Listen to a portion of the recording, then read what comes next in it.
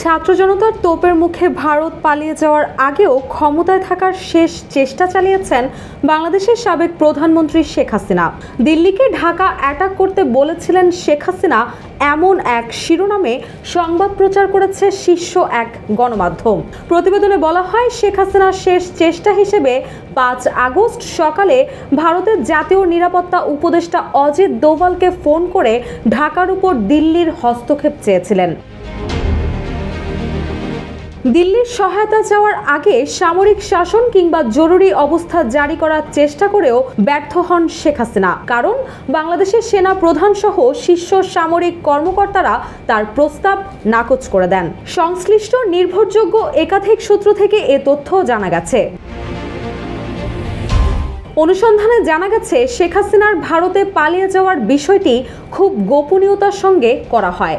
ভারতীয় নিরাপত্তা কর্তৃপক্ষের সঙ্গে শেখ হাসিনার ঘনিষ্ঠ নিরাপত্তা কর্মকর্তারা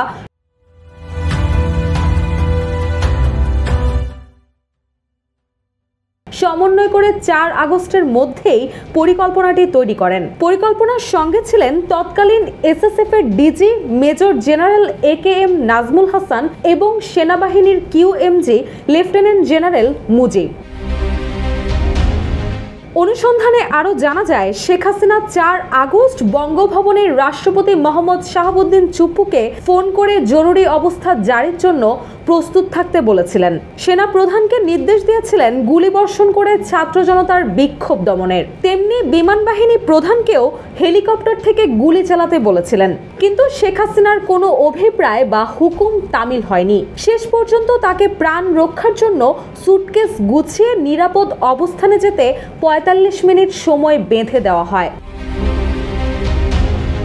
বিমান বাহিনীর C-130 বিমানে করে ভারতে পালিয়ে যেতে হয়েছে শেখ হাসিনাকে।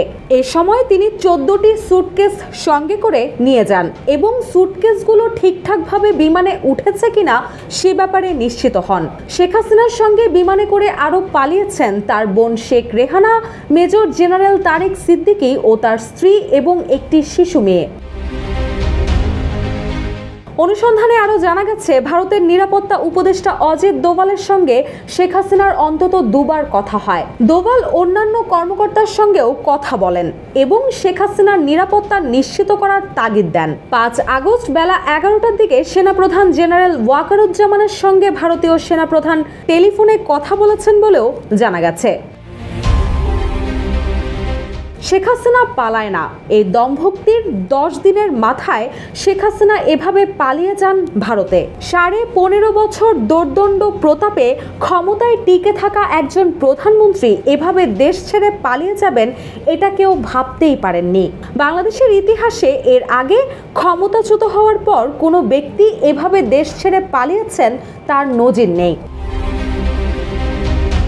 রুশা সুর, জয় জয় দিন।